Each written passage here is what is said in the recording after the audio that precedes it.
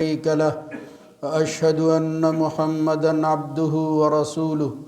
اللهم صل على محمد وعلى آل محمد كما صليت على إبراهيم وعلى آل إبراهيم إنك حميد مجيد اللهم بارك على محمد وعلى آل محمد كما باركت على إبراهيم وعلى آل إبراهيم في العالمين إنك حميد مجيد أما بعد فإن خير الحديث كتاب الله وخير الهدى هدى محمد صلى الله عليه وآله وسلم وشر الأمور محدثاتها وكل محدثة بدعة وكل بدعة ضلالة وكل ضلالة في النار ربي أعوذ بك من همزات الشياطين من همزه ونفخه ونفسه يا أيها الذين آمنوا اتقوا الله حق تقاته ولا تموتن إلا وأنتم مسلمون يا أيها الناس اتقوا ربكم الذي خلقكم من نفس واحدة وخلق منها زوجها وبث منهما رجالا كثيرا ونساء واتقوا الله الذي تساءلون به والأرحام إن الله كان عليكم رقيبا يا أيها الذين آمنوا اتقوا الله وقولوا قولا سديدا يصلح لكم أعمالكم ويغفر لكم ذنوبكم ومن يطع الله ورسوله فقد فاز فوزا عظيما رب اشرح لي صدري ويسر لي أمري واحلل عقدة من لساني يفقه قولي وإنه لعلم للساعة فلا تمترن بها واتبعون هذا صراط مستقيم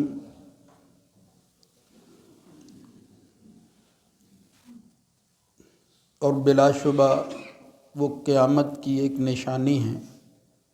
لہذا تم اس کے متعلق بالکل شک نہ کرو، وہ ہو کر رہے گی اور میری اتباع کرو، یہی سیدھا راستہ ہے۔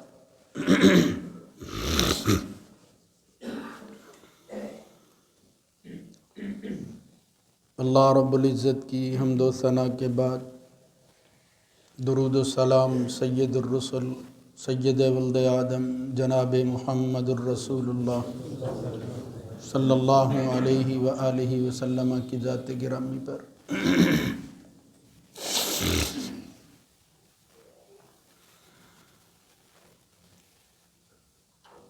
اللہ کے پیغمبر جناب عیسیٰ صلی اللہ علیہ وآلہ وسلم کے بارے میں بالخصوص ان کے رفع آسمان کے حوالہ سے کچھ باتیں آپ حضرات کے گوش گزار کی گئی تھی، تو میں نے مناسب سمجھا کہ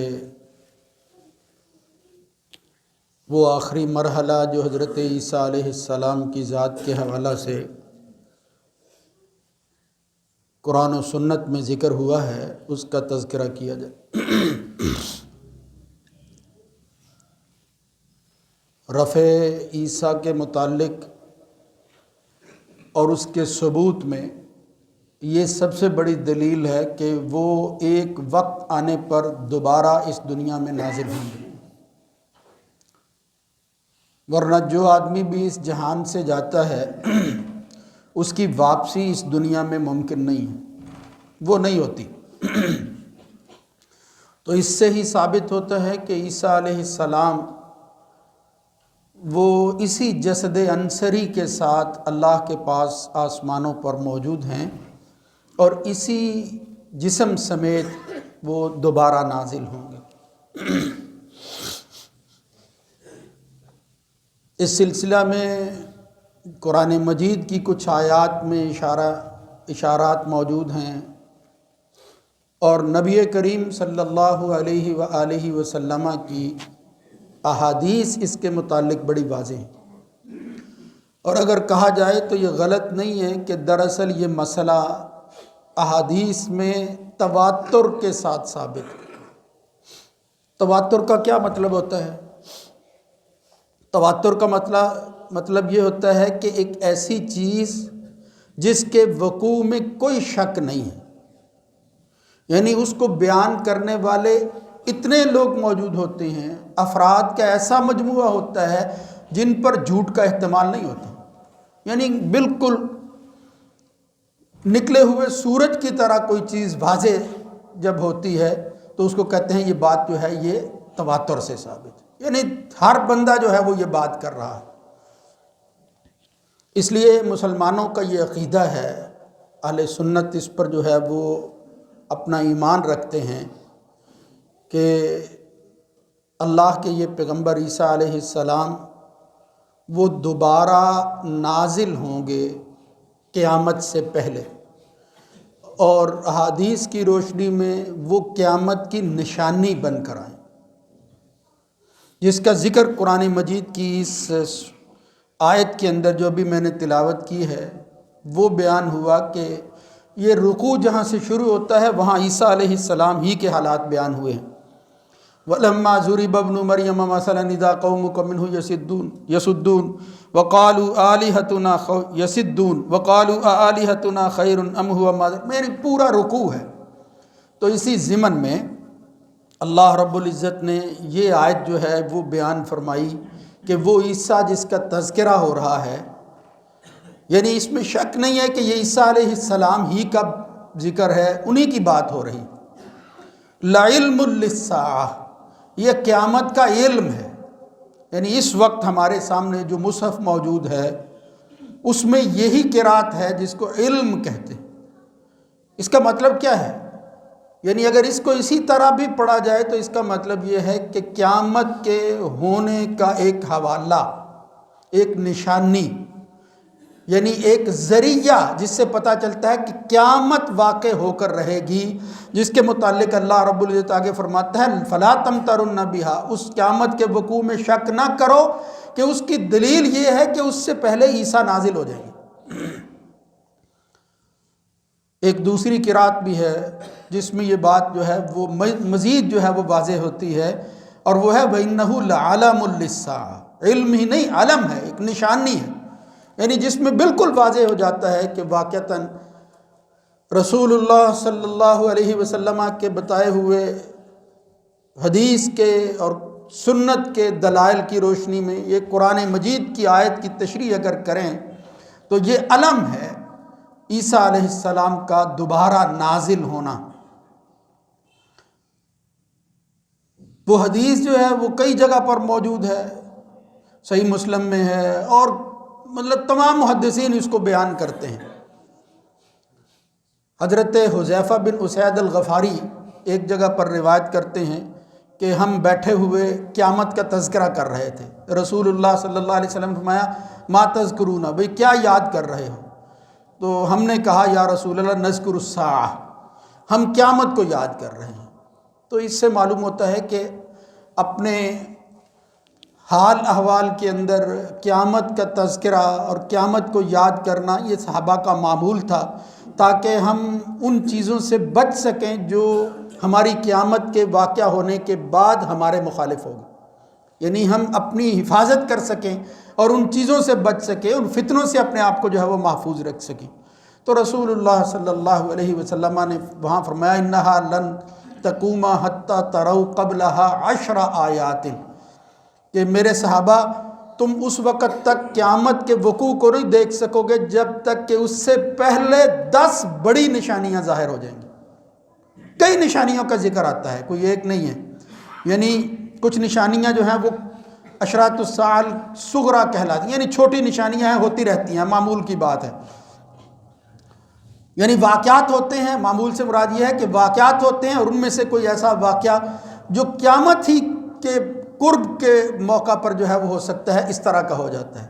اور کچھ نشانیاں بڑی بڑی نشانیاں، ان کے تذکرے میں رسول اللہ صلی اللہ علیہ وسلم نے پھر فرمایا کہ قیامت قائم نہیں ہوگی یہاں تک کہ فلاں فلاں کام جو ہے وہ ہو جائیں گے۔ اس میں نبی کریم صلی اللہ علیہ وسلم نے فرمایا کہ دجال جو ہے وہ ظاہر ہوگا، یہ تفصیل طلب مسئلہ، دجال کون ہے وہ ہوگا۔ اسی طرح جو ہے وہ پھر سورج جو روزانہ مشرق سے نکلتا ہے مغرب سے نکلنا شروع ہو جائے گا، یعنی اس وقت نکلے گا، جب مغرب سے ہوگا سمجھو کہ یہ جہان جو ہے یہ ختم ہونے والا ہے۔ اسی طرح دیگر چیزوں کا ذکر کیا، ان 10 نشانیوں کو بیان کیا رسول اللہ صلی اللہ علیہ وسلم نے۔ ایک بہت بڑا دھواں نکلے گا، الدخان والدجال والدابہ، ایک ایسا جانور نمودار ہوگا، اس طرح کا جانور دنیا میں نہیں ہوگا۔ یہ تو اشراط ساعہ میں ہیں، لمبی باتیں ہیں، لیکن بیان کیا نبی کریم صلی اللہ علیہ وسلم۔ اور ان میں ان 10 چیزوں میں سے پھر حضور نے فرمایا وَنُزُولَ عِیسیٰ ابْنِ مریم، بالکل اسی طرح جس طرح دیگر نشانیاں ہیں، اسی طرح عیسیٰ ابن مریم کا نزول قیامت کی نشانی ہوگی۔ تو قرآن مجید کی یہ آیت اور رسول اللہ صلی اللہ علیہ وسلم کی وہ حدیث بتاتی ہے کہ واقعتاً قیامت سے پہلے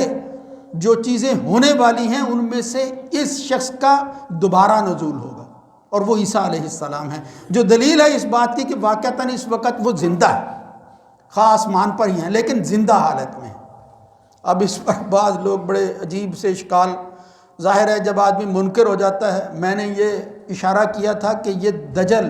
اور فریب جب ایک بر صغیر کے دجال مرزا غلام احمد نے پیدا کیا تو اشکال پیدا کیے ان احادیث پر۔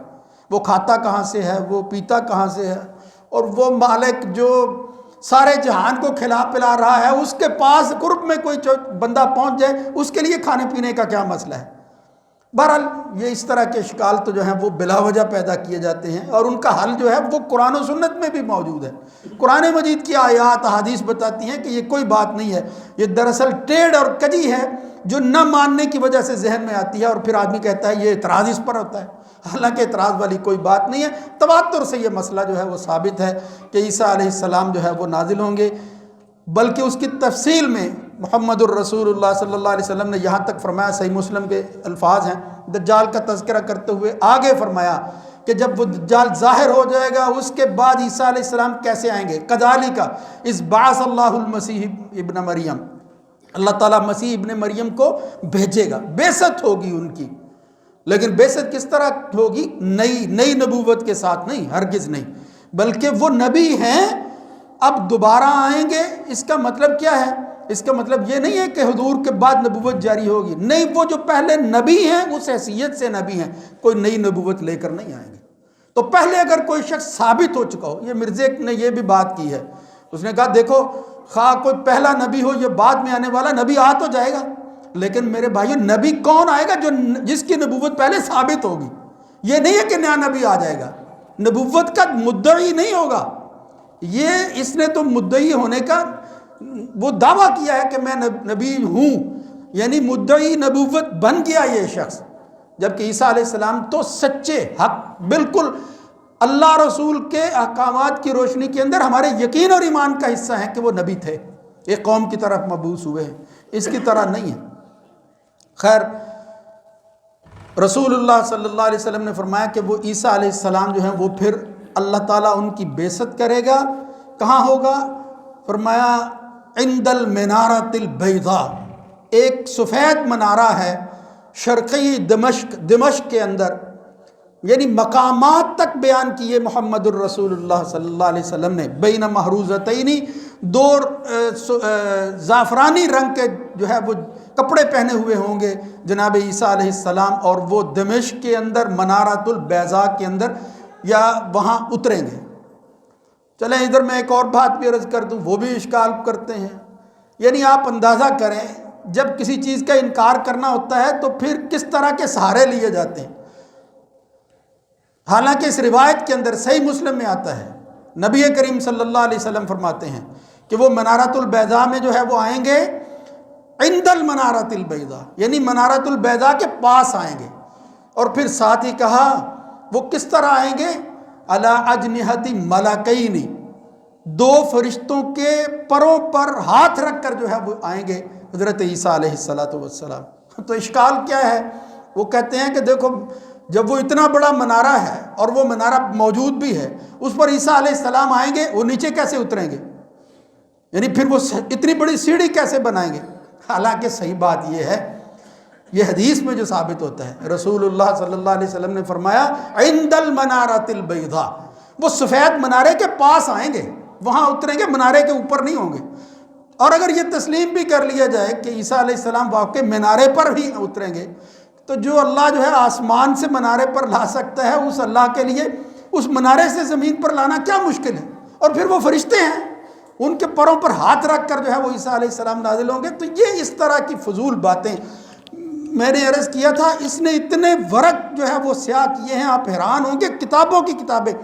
صرف اسی بات کو ثابت کرنے کے لیے کہ وہ عیسیٰ جو ہے وہ فوت ہو گئے ہیں، جس شخص نے آنا ہے وہ میری شکل کے اندر جو ہے وہ مثل مسیح بروزی نبی جو ہے وہ میں آ چکا ہوں، مسیح موعود آ چکا ہے اور وہ میں ہوں۔ تو جب اس سے کہا گیا کہ بھئی وہ تو منارۃ البیضاء میں اتریں گے، تو آپ جو ہے وہ تو کسی منارے میں نہیں اترے، انہوں نے کہا چلو منارہ بنا لیتے ہیں، تو منارہ بنا لیا گیا۔ یعنی آپ اندازہ کریں کسی شخص کی ذہنیت کا اور اس کے چھوٹے پن کا، کہ یعنی جو بھی بات کی گئی انہوں نے کہا ٹھیک ہے جی پھر منارہ بنا لیتے ہیں، حالانکہ منارہ موجود ہوگا تو عیسیٰ علیہ السلام آئیں گے،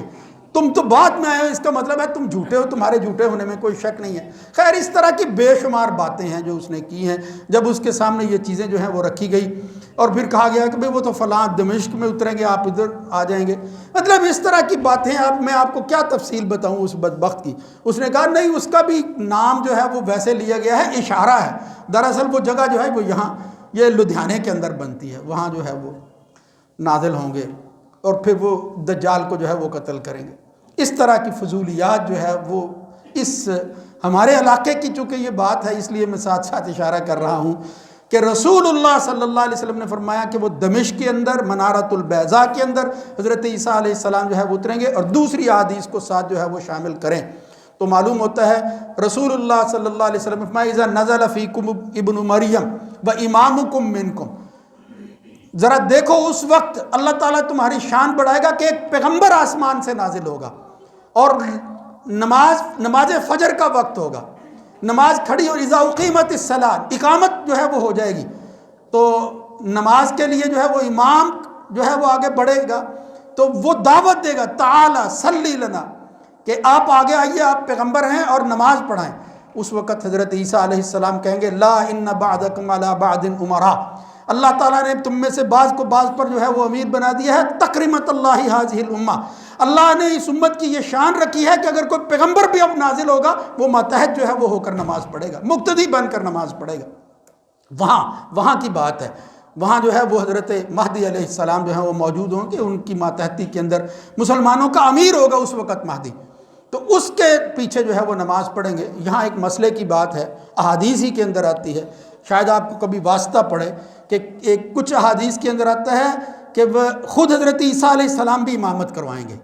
تو صحیح بات یہ ہے کہ عیسیٰ علیہ السلام کی امامت اس وقت نزول کے فوراً بعد نہیں ہے، وہاں تو نماز کا وقت ہوگا، نماز کھڑی ہوگی اور وہ کہیں گے کہ آپ پڑھائیں، ایک ایسی جگہ جہاں کوئی اور امام نہیں ہوگا، وہ بیت المقدس کے اندر۔ یہ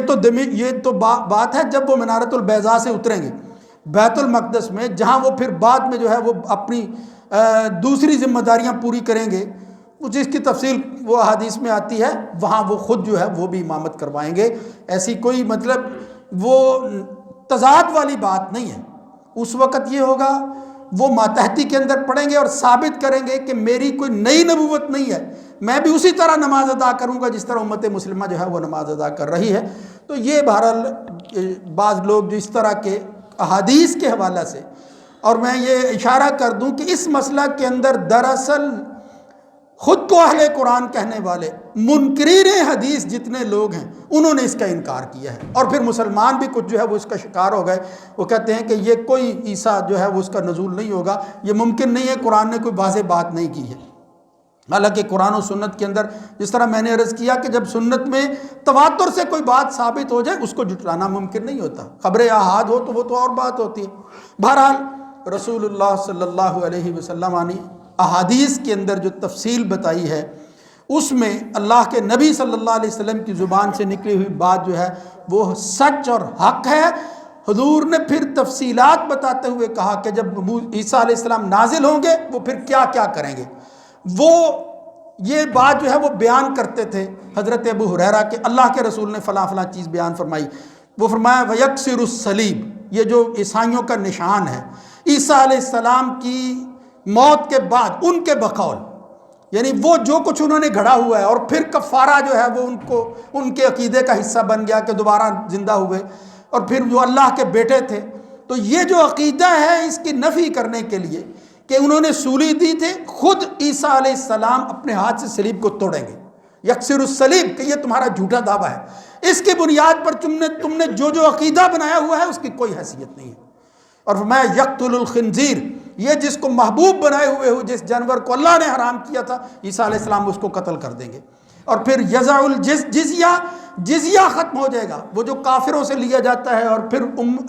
مسلم سٹیٹ کے اندر وہ رہتے ہیں. اس وقت پوری دنیا کے اندر، اس کی تفصیل میں کسی وقت عرض کروں گا، اسلام ہی اسلام ہوگا. سوائے مسلمانوں کے اس وقت جہان کے اندر کوئی کفر نہیں رہے گا. اور پھر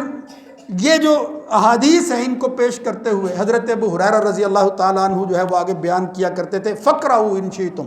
یہ جو کچھ نبی کریم صلی اللہ علیہ وسلم نے بیان کیا، اللہ نے بھی قرآن مجید میں اس کا اشارہ کیا ہے. اگر تم چاہتے ہو تو پڑھ لو قرآن کی وہ آیت، وہ سورہ نساء کی آیات کے حوالے سے پچھلے خطبے میں نے عرض کیا تھا. ان میں سے ایک آیت آتی ہے وَإِن مِّنْ أَهْلِ الْكِتَابِ إِلَّا لَيُؤْمِنَنَّ بِهِ قَبْلَ مَوْتِهِ. یہ جتنے بھی اہل کتاب ہیں جو اس وقت اربوں کی تعداد کے اندر ہیں اور کفر کی زندگی گزار رہے ہیں، اللہ رب العزت فرماتا ہے کہ ایسا نہیں ہوگا. ان کا پیغمبر ایک نشانی بن کر اپنے جسم سمیت اس دنیا میں دوبارہ آئے گا، لیکن اگر اس وقت بھی کوئی شخص جو ہے وہ اس کو نہیں مانے گا، پھر کیا ہوگا؟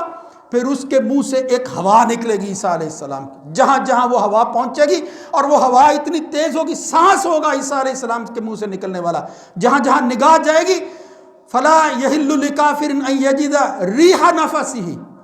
الا مات. تو اس ہوا کی وجہ سے وہ کفر اور کافر وہ مٹتا جائے گا، وہ مرتا جائے گا. کفر نام کی کوئی چیز اور کافر جو ہے وہ باقی نہیں رہے گا. محمد الرسول اللہ صلی اللہ علیہ وسلم نے وہ بیان فرمایا ہے. تو اس سے یہ بھی معلوم ہوتا ہے کہ یہ جو قرآن کی آیت تھی سورہ نساء، وَإِن مِّنْ أَهْلِ الْكِتَابِ، کوئی اہل کتاب نہیں ہے. اس کا مطلب یہ ہے کہ یہ جو اللہ کہہ رہا ہے کوئی اہل کتاب نہیں ہے، إِلَّا لَيُؤْمِنَنَّ بِهِ قَبْلَ مَوْتِهِ، مگر وہ عیسیٰ کی وفات اور موت سے پہلے وہ مسلمان ہو جائے گا. اب تو مسلمان نہیں ہے، اب تو وہ کفر پر ہیں، اربوں کی تعداد کے اندر ہیں، یہودی ہیں، عیسائی ہیں. لیکن عیسیٰ علیہ السلام کی موت سے پہلے ہو جائیں گے. اس کا مطلب ایک وقت آئے گا جب عیسیٰ دوبارہ آئیں گے، پھر اہل کتاب جو ہے وہ مریں گے تو ایمان پر مریں گے، یعنی وہ یقین کے ساتھ مریں گے، واقعتاً ایمان اور اسلام پر مریں گے عیسیٰ علیہ السلام کو دیکھنے کے بعد. تو اس سے معلوم ہوتا ہے کہ واقعتاً چونکہ ابھی کفر وہ اہل کتاب کے اندر موجود ہے، تو عیسیٰ کا دوبارہ آنا یقینی ہے، تاکہ یہ اہل کتاب جو ہیں یہ بھی مسلمان ہو سکیں. کافر جتنے ہوں گے، انکار کرنے والے تو ختم ہو جائیں گے، لیکن جو ماننے والے ہوں گے پھر وہی باقی رہ جائیں گے. وَإِن مِّنْ أَهْلِ الْكِتَابِ إِلَّا لَيُؤْمِنَنَّ بِهِ قَبْلَ مَوْتِهِ وَيَوْمَ الْقِيَامَةِ يَكُونُ عَلَيْهِمْ شَهِيدًا. ان کے متعلق عیسیٰ علیہ السلام قیامت کے دن گواہی دیں گے کہ یا اللہ یہ مجھ پر ایمان لے آئے تھے، یہ تھے وہ لوگ میرے دیکھنے کے بعد جو ہے وہ اپنے پہلے بدعی اور بنائے ہوئے کفر کو چھوڑ چکے تھے، اور پھر میرے اوپر میرے پیغمبر ہونے پر جو ہے وہ ایمان لا چکے تھے کہ واقعتاً آپ ہماری طرف مبعوث ہوئے تھے. ہم جو ہے وہ غلط راستے پر چلے، اور پھر آخر کار اللہ تعالیٰ نے دوبارہ آپ کو بھیج دیا. ہمارا عقیدہ جو ہے وہ غلط ہو گیا ہے. وَإِن مِّنْ أَهْلِ الْكِتَابِ إِلَّا لَيُؤْمِنَنَّ بِهِ قَبْلَ مَوْتِهِ وَيَوْمَ الْقِيَامَةِ يَكُونُ عَلَيْهِمْ شَهِيدًا. تو اس طرح کے دلائل یعنی قرآن مجید کی آیات بھی بتاتی ہیں. سورہ زخرف کی آیت ہو، سورہ نساء کی آیت ہو، ان میں اشارے موجود ہیں. اور پھر وہ یقینی طور پر یہ اللہ کا کہنا کہ قتل تو عیسیٰ علیہ السلام نہیں ہوئے، اور ان کی موت کا تذکرہ کسی جگہ پر موجود نہیں ہے، وہ پھر بعد میں جو ہے وہ آخر کار ان آیات اور احادیث سے معلوم ہوتا ہے کہ نزول کے بعد جو ہے وہ اپنا ایک وقت، ایک طرح کی روایتیں آتی ہیں جس میں 40 اور 45 سال کا ذکر آتا ہے. عیسیٰ علیہ السلام اپنا وقت گزاریں گے، اس کے بعد جو ہے وہ دفن ہوں گے،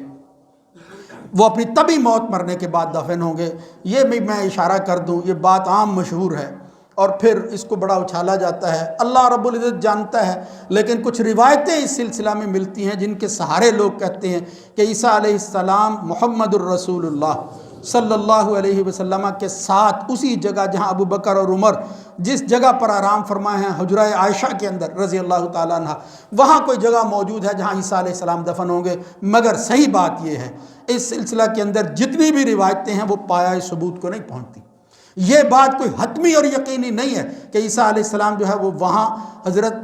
ابو بکر صدیق اور پھر محمد الرسول اللہ صلی اللہ علیہ وسلم کے ساتھ جو ہیں، بلکہ اس روایت میں اس کے ذوف کے لیے یہی کافی ہے، یا اگر اللہ چاہے تو ہو بھی سکتا ہے، وہ تو یہاں تک آتا ہے کہ 45 سال جو ہے وہ رہنے کے بعد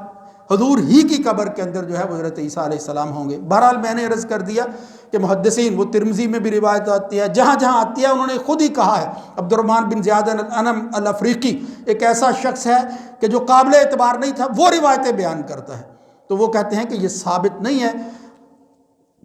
بہت ساری کتابیں جو ہیں وہ ان احادیث پر جو ہے وہ بھی لکھی گئی ہیں، جنہوں نے ثابت کیا اہل علم نے کہ اس طرح کی کوئی روایت جو ہے وہ اتنی پختہ اور پکی نہیں ہے جس طرح کی دوسری روایتیں ہیں کہ جس پر ایمان لایا جائے۔ لہذا اللہ تعالیٰ ان کو جو ہے وہ موت طبی دینے کے بعد جہاں کہیں بھی دفن کرے گا، اللہ کا پیغمبر ہیں، اور یہ تو بات صحیح ہے کہ جہاں اللہ رب العزت جو ہے وہ کسی نبی کو دفن کرتا ہے، موت جو ہے وہ دیتا ہے، وہاں ہی وہ دفن ہوتے ہیں۔ عیسیٰ علیہ السلام کہاں جو ہے وہ موت ان کو آتی ہے، وہاں جو ہے وہ دفن ہوں گے۔ یہ پسند کرتے ہیں اللہ کے نبی کہ وہاں جو ہے وہ دفن ہوں۔ بہرحال یہ چند چیزیں ہیں۔ اس کے علاوہ میں نے پچھلے خطبے میں بھی کہا، اس مسئلہ کے اندر جو حضرات دلچسپی رکھتے ہیں، اور یقیناً ہمارے ایمان اور عقیدے کی بات ہے، یہ جو ہمارے بدبخت ملک کے اندر، اور پھر اس وقت تو ہمارے ملک میں کم ہے، دنیا کے اندر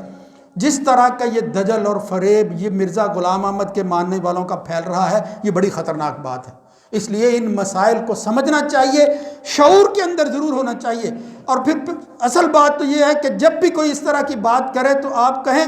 آپ اس پیغمبر کے ساتھ موازنہ کیوں کرتے ہیں، اپنی نبوت کے لیے اور دلیل جو ہے وہ دیں۔ تو اس سے مسلمانوں کو آگاہ ہونا ضروری ہے، اور پھر اس کی آگاہی کے اندر پختہ علم جو ہے وہ حاصل کرنا بھی بہت ضروری ہے۔ اللہ رب العزت ہمارے اس عقیدے کو مضبوط فرمائے، اور پھر وہ بدبخت جو اس عقیدے پر قائم ہیں قرآن و سنت کے مخالف، اور اس پر جو ہے وہ اپنے آپ کو صحیح مسلمان کہتے ہیں، دوسروں کو کافر کہتے ہیں۔ صحیح بات یہ ہے کہ وہ ہمیں کافر کہتے ہیں، وہ کہتے ہیں کہ جو مرزے کو نہیں مانے گا اس کے بعد وہ کافر ہو جائے گا،